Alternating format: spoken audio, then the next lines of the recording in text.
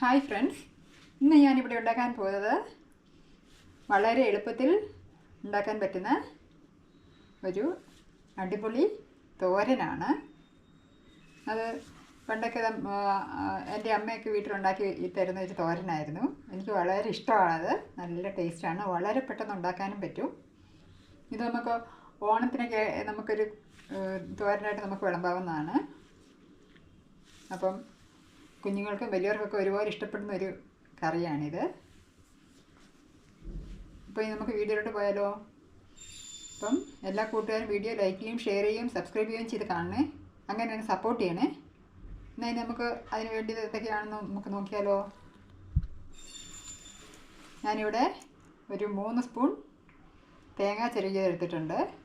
തേങ്ങയൊക്കെ നിങ്ങൾക്ക് ഇഷ്ടമുള്ള പോലെ ചേർക്കാം കേട്ടോ.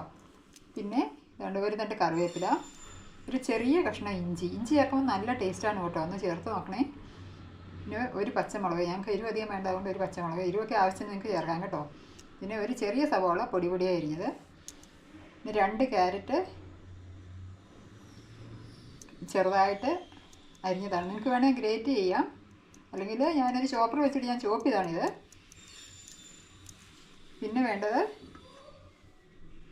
ആവശ്യത്തിന് ഉപ്പ്,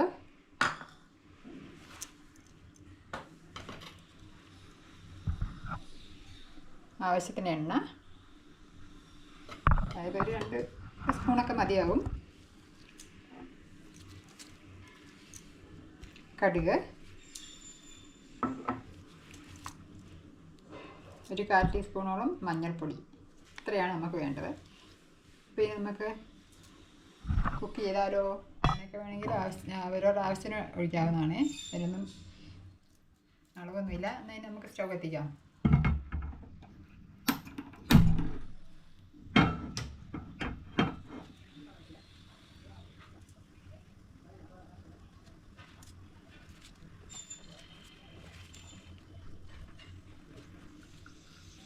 എണ്ണയൊക്കെ ചൂടായിട്ടുണ്ട്. നമുക്കതിലോട്ട് കടുക് ഇടാം.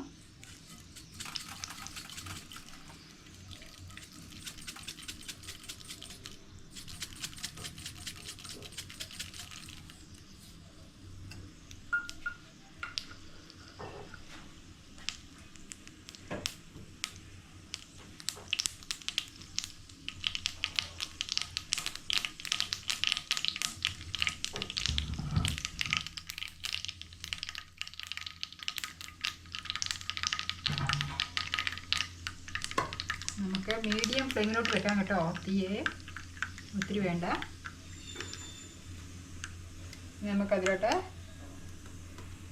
അരിഞ്ഞു വെച്ചിരിക്കുന്ന സവാള ഇടാം.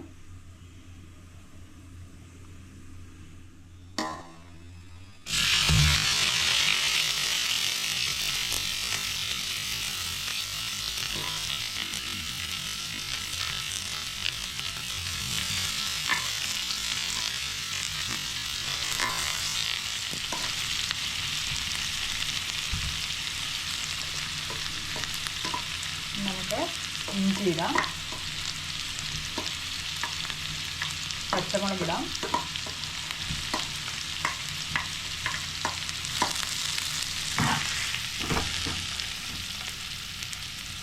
നമുക്ക് കറിവേപ്പില ഇടാം,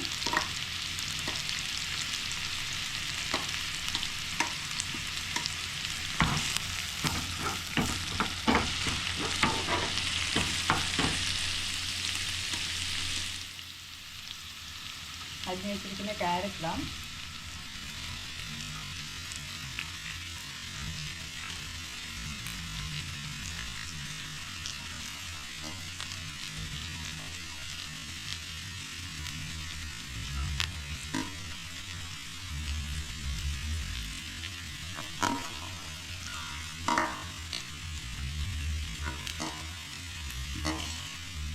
നമുക്ക് ഇതിലോട്ട് തേങ്ങ ഇടാം.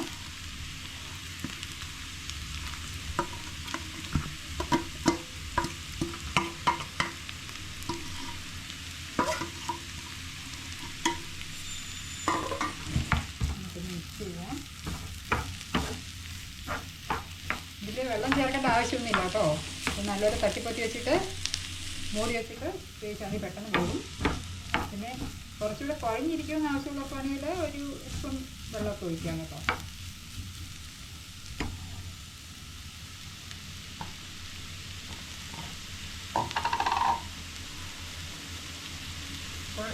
മഞ്ഞൾപ്പൊടി ഇടാം.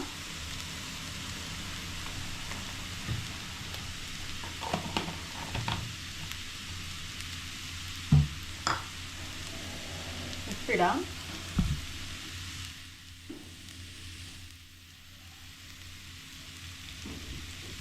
ഉപ്പൊക്കെ ആദ്യം ഒത്തിരി ഇടരുത് കേട്ടോ, വേണമെങ്കിൽ പിന്നെ നമുക്ക് ഇടാമല്ലോ.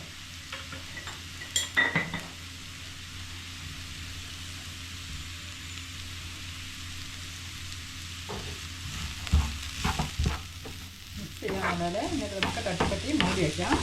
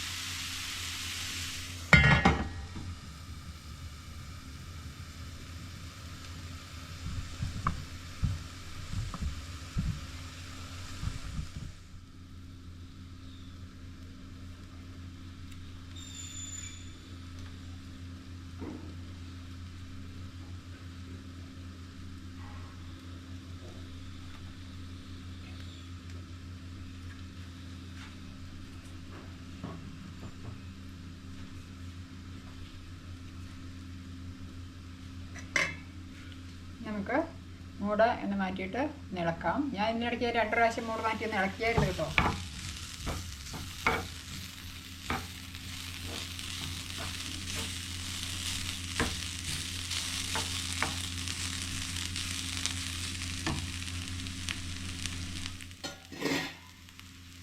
നമ്മുടെ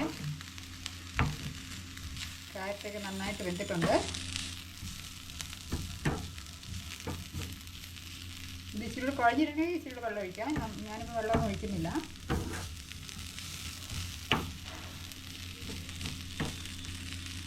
അതുകൊണ്ട് അടിപൊളി കാരറ്റ് കറി എത്ര പെട്ടെന്നാണ് കാരറ്റ് തോരൻ റെഡിയായതല്ലേ.